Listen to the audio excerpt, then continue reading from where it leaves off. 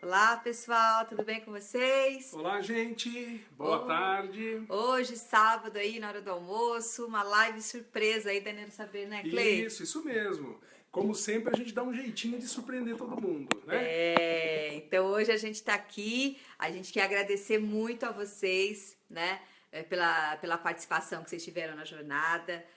Nosso muito obrigada. Deixa eu até limpar meu óculos aqui. Daí, Clay, o que você achou da jornada? Eu achei a jornada maravilhosa. A gente fez com muito carinho para vocês, com informações compatíveis com a realidade, trazendo vários elementos das evidências científicas.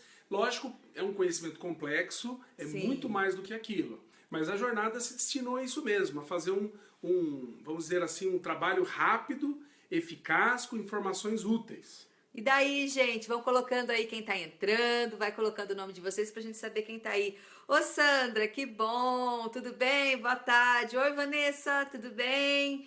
Oi Zilda, boa tarde. A gente surpreendeu vocês hoje, hein? A gente tava aqui almoçando, a gente falou, vamos fazer uma live pro pessoal, pra gente bater mais um pouco de Vamos papo, aproveitar. enfim, Eu né? voltei do consultório agora há pouco, estou indo à tarde de novo para o consultório. Tempinho do almoço, que a gente tem um espaço.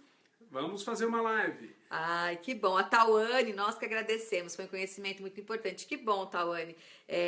Quando a gente tem tantas coisas assim para falar, né, em transtornos de aprendizagem, são muitas coisas, né, Clay? São muitas Então, para a coisas. gente foi muito complicado a gente tentar condensar um conhecimento de uma forma objetiva, mas como a gente já está há muito tempo trabalhando com isso, né, Clay? Uhum. Eu já estou há mais de 20 anos e o Clay está há uns 14 anos, a gente trabalha junto com isso.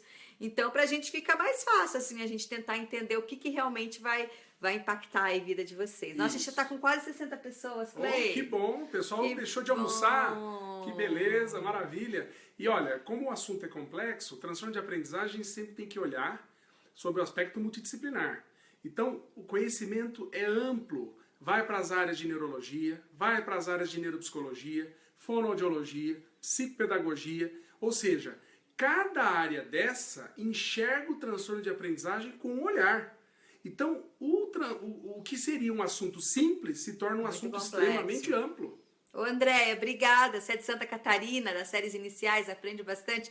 O Clay teve em Santa Catarina esse começo de semana, né, Clay? Isso, estive em São José, a convite da Fundação Catarinense de Educação Especial, que tem feito um trabalho primoroso nessa área, do ponto de vista setor público maravilhoso, e foi um grande prazer estar aí em Santa Catarina dando palestra e participando do processo de engajamento das pessoas a mais conhecimento relacionado a essa área. Olha ali, gente. A gente tem uma mãezinha aqui que está perguntando, Clay, a Beatriz, falando que é mãe da Laura, de 4 anos, diagnosticada com transtorno. Deve ser transtorno do quê? De aprendizagem? Suspeita de uma síndrome, Mas me é fale transtorno quais. de aprendizagem, TEA, então a gente tem que saber o que é. Uma das coisas que tem muita gente perguntando é sobre a idade que a gente pode fechar o diagnóstico. O diagnóstico nos transtornos de aprendizagem, a gente costuma fechar depois dos 8, 9 anos, né, Clay? Isso, na fase de escolarização. Isso. Mas a classificação atual do DSM-5 já esclarece muito bem uma coisa, que a cada ano de escolaridade, dependendo do nível de atraso da criança na leitura, escrita e matemática para aquela idade de escolaridade, já se considera que a criança está em situação de transtorno de aprendizagem. Então a prioridade é intervir para que a criança empate o jogo até o final do ano para ficar junto com todo mundo. Então, não pode... Esperar até os 8 anos. É bom se evitar até os 8 anos. Você já pode estar pensando nisso a partir dos 6. Tá? E antes dos 6 anos, se a criança apresenta atrasos na atenção, na memória, problemas espaciais no desenvolvimento e na linguagem, você já tem que, no mínimo, levantar a hipótese de risco para transtorno de aprendizagem. Inclusive, o Clay tem um capítulo num livro falando de sinais precoces de transtornos de aprendizagem, de transtornos de desenvolvimento. Posso mostrar o livro aqui, ó. Mostra o livro, Clay. Não, deixa eu ver. Tá aí? É que a gente tem pouco livro, gente. Isso, Quase nada de tem livro. muito, Não, a gente quase não tem o livro. O livro que a Luciana está falando, ele está na clínica. Tá? Chama-se Transtornos de Aprendizagem. Isso. Desculpe, transtornos de desenvolvimento da detecção e intervenção. E lá eu tenho um capítulo falando dos sinais precoces neurológicos que ocorrem nas crianças com risco de transtorno de aprendizagem. Então, nesse capítulo, eu descrevo muito bem esses riscos, esses fatores de risco antes dos 5 anos. Legal, né? Muito bom. Então é importante porque assim, quando a gente fala muito dessa questão a gente está rotulando as crianças, está patologizando a educação. Não, a gente, em países de primeiro mundo, isso chama-se intervenção precoce. Exato. E a gente sabe que tudo que é precoce é mais eficaz e tem menos custo e menos risco. Tem uma pergunta aqui, por exemplo, da Vanusa Bernardo. Ó. Minha filha tem 3 anos e meio e ainda não fala. Tá atrasada. Tá atrasada, Vanusa. É uma criança que precisa ir para a fonoaudióloga, tem que fazer uma avaliação neuropediátrica, porque pode vir a ter problemas de leitura escrita lá na escola, daqui 3, 4 anos. A literatura já mostra, Vanusa, que as crianças que têm atraso de fala, elas têm risco maior de ter problemas na alfabetização. Isso porque a estruturação da linguagem, a estruturação de leitura escrita, ela precisa também de uma boa estruturação de linguagem. É a estruturação de linguagem que vai dar um bom pré-requisito para os processos de alfabetização. Então, um dos sinais mais importantes que a gente vê na escolarização é isso. Gente, tá tudo bem? Vocês estão parando de botar coração. Vocês estão entendendo o que a gente está falando? Estão gostando? Enfim. Então, isso é muito importante, que vocês fiquem atentos a isso, ok? Atraso de linguagem é um marco muito significativo para o processo de escolarização das crianças. Tudo bem? O livro tem pessoas perguntando. Chama-se Transtornos de Desenvolvimento. A autora, doutora Silvia Maria Ciasca, tá? Sônia Rodrigues, Cíntia Salgado, que são as 3 autoras. Podem procurar na editora Booktoy. Booktoy. Outra coisa, aquela moça falou que o filho dela tem transtorno do espectro autista, aquela que falou das síndromes. Sim. Existem algumas síndromes que são correlacionadas a isso, né? E o autismo aumenta e predispõe a dificuldades de aprendizagem na criança. Tá? A Michele está falando que tem 2 anos e meio. Tem como observar já nessa idade? Sim, Michele. Sim. Se a criança não fala, se a criança tem às vezes dificuldade de interação, se é uma criança que está com atraso motor. Por isso que os professores de educação infantil, eu brinco que tem que ser... Vocês me perdoem, porque eu sempre fui professora de primeiro ao 5º ano, né?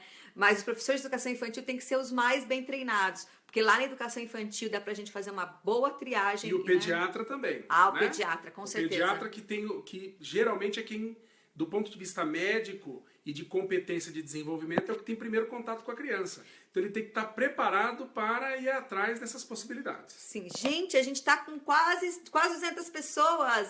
Muito que bem. Maravilha, hein? A Márcia lá, estive no curso Como o Cérebro Aprende em São José. Em Santa Catarina, Dr. Clay é top, poderia ir junto.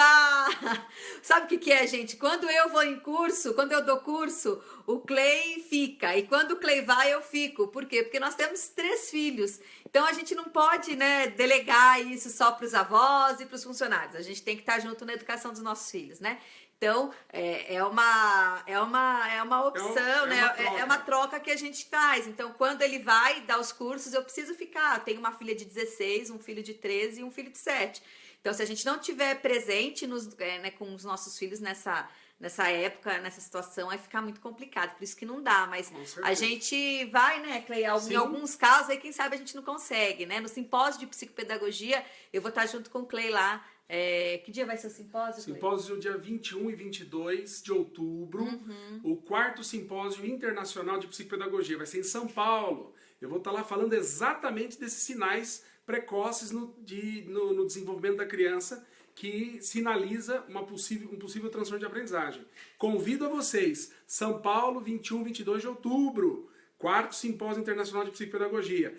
Que eu gostaria muito que vocês estivessem presentes lá, tá bom? A Miriam falou que a filha da amiga dela de trabalho tem 5 anos e não fala. Onde podemos recorrer? Fonoaudióloga urgente, Miriam. Tá muito atrasada. Muito, ainda mais menina. Menina costuma ser mais precoce na linguagem. Mulher fala, né, gente? Fala, né, Clay? Exatamente. Mulher gosta de falar, né? Olha, Paula, trabalho em uma creche como psicóloga. Vocês estão me ajudando muito para o pré-diagnóstico. Pena que nos recursos públicos não temos apoio. Então, veja, a falta de apoio no setor público é falta de conhecimento. Sim. E falta de pressão de quem trabalha nessa área para fazer com que os gestores tomem providências. Sim, quando os pais tomarem consciência, por isso que a gente fala que o nosso projeto não é só para médico, não é só para profissional, não é só para professor, não é só para pais, é para todo mundo, porque você que é pai aí, o seu filho às vezes pode ter alguma dificuldade. Já pensou se a pessoa lá da creche, lá do ensino fundamental, lá enfim, a pessoa que estiver lidando com o seu filho, já pensou se ela tiver esse conhecimento? Você vai ajudar muito seu filho. Então, enfim, não é um projeto para um segmento, é para todo mundo tem que saber disso, né? É verdade. É igual ao Conhecimento autismo, é igual ao autismo. A gente fala muito da questão do autismo, que a gente tem que os nossos projetos, eles sempre colocam, né? A gente começou esse projeto para estar socializando esses conhecimentos, principalmente acerca do autismo. Por quê? Porque, gente, 2% da população é autista. Quer dizer, mas aí eu vejo alguém lá tendo alguma criança tendo algum, entre aspas, ataque ou gritando, mas aquela criança é mal educada. Não, né? Aquela criança pode ser autista, então se você sensibilizar a população, você vai diminuir essa questão do preconceito, você vai diminuir uma série de coisas. Se a gente não conhece as coisas, a gente costuma ter esse preconceito das coisas. Então, é por isso que todo o nosso projeto serve, tanto a Neurosaber quanto Entendendo Autismo, né, Clay? É verdade. Olha, a Fabiana colocou uma coisa aqui que chama atenção. Doutor, só TDAH tem ecolalia? Ao contrário, é autismo que é muito característico da ecolalia, viu, Fabiana Dantas? Ela diz que o filho dela repete muito fala de desenhos. Isso precisa ser melhor investigado, hein? A ecolalia não é algo característico do TDAH, e sim de autismo. Eu acho que você deve conversar com o neurologista infantil. Bom, e eu queria estar falando para vocês, que vocês, por favor, quem não assistiu a jornada ainda, vá lá, assistam os 3 vídeos, né? Assistam as nossas lives, todas as nossas lives estão gravadas lá em vídeo. Todo mundo fala, mas eu quero ver as lives. Entrem em vídeo lá no Facebook, tem um monte de live, gente, tem um monte de coisa gravada, tá bom? Isso, tem o nosso site, né? Você pode entrar lá diariamente. Tem artigo. Aqui, a gente está postando artigos escritos por mim e também pela nossa assessoria, né? Junto por com a mim gente. também, A Luciana escreve. Sim, sim. Então aproveitem os artigos, tá? Muitos pacientes meus no consultório estão aproveitando. Isso mesmo. Aqui. A Isilda Lourenço. Dificuldade em diagnosticar meu filho do coração. Ele está 1 ano e meio comigo. A neuro dele se nega a rever diagnóstico. Ele nos surpreende a cada dia. No início mamava mamadeira com os pés. Então, Isilda, eu não entendi direito. Você estava fazendo terapia ABA, ele está melhorando, está querendo dizer melhorando. isso. Perfeito. Mãe, sobre os direitos do TEA, acho que é isso, que busca o Ministério Público. Não querem fazer valer os direitos na justiça. Os municípios estão deixando a desejar. Verdade, Cíntia? Sim, Cíntia. Sim. Mas isso tem que ser um movimento conjunto. Eu e o Clay, a gente vai estar terça-feira, nós fomos convidados para ir lá no Ministério da Educação, para estar falando sobre a causa do autismo mesmo, para estar sensibilizando o Ministério da Educação sobre os autistas. E por que quando a gente fala em autismo, a impressão que é só o autista e não, porque na verdade a gente tem que sensibilizar o Ministério da Educação sobre as crianças que têm algum tipo de dificuldade e transtorno, né, Cleia? Exatamente. Sim, sim. Então, não tem como o Ministério da Educação não se aliar ao Ministério da Saúde. Eu brinco, né? O que falta é o seguinte, precisa se criar protocolos, né? Então, parar com leis generalistas, mas leis que realmente direcionem para cada transtorno o que a escola deve fazer, a cada transtorno o que a saúde deve proporcionar, cada transtorno que a Secretaria de Educação deve providenciar. Tá bom? Eu defendo isso, que cada transtorno tenha sua lei específica. Isso. E os pais, né, tenham essa consciência, a escola também tem essa consciência, né? É muito importante a gente ter todo esse tipo de aspecto legal dando subsídio. Sem dúvida alguma. Gente, tem muita gente pedindo vídeo de descalculia, de deficiência intelectual, de autismo. Entrem nas lives aí do Facebook, Isso. que a gente já teve live de descalculia, a gente já teve live de dislexia, a gente já teve live de um montão de coisa. Então vocês podem entrar aí nas lives e procurarem. E no canal do YouTube, o canal do YouTube tá cheio de vídeo. Valeu, Milton, isso mesmo. Vamos trocar os políticos amanhã. Aqueles que não fazem. É verdade, gente. Amanhã é dia de eleição. Um abraço, Milton. Milton. Gente, isso é verdade. Vejam aí a plataforma dos políticos de vocês e exijam, né, com que isso... Será que eles têm alguma proposta específica para crianças que apresentam dificuldades específicas ou não de aprendizagem? Acho que você tem que ver isso. Porque o bom político é aquele político que está sensibilizado em promover o desenvolvimento e a aprendizagem, que é a coisa mais importante para dar subsídios para você ter futuro e o seu filho também. Com certeza, com certeza. Tá bom? Gente, acho que é isso. A gente vai trabalhar agora. O Clay vai pro Daqui a consultório. pouquinho vou pro E consultório. eu vou responder e-mail, porque a gente tá com um monte de e-mail para responder, graças a Deus pela jornada. Quem não viu os vídeos, os vídeos vão ficar disponíveis até amanhã à noite. Amanhã, às 9 da noite, nós temos uma live que nós vamos responder dúvidas. Amanhã é só dúvida. Isso. Vocês vão postando, e nós vamos aproveitar. tentar responder mesmo, tá? De verdade. Autismo é hereditário, Clay? Sim. TDAH é hereditário? Sim. Tem que sempre desconfiar quando tem alguém na família que tem esses sintomas, tá bom? Bom, gente, até amanhã. Deus abençoe Boa vocês. sorte. Aproveitem o fim de semana. E amanhã, Valeu. Jundiaí, um abração. E ó, Isso.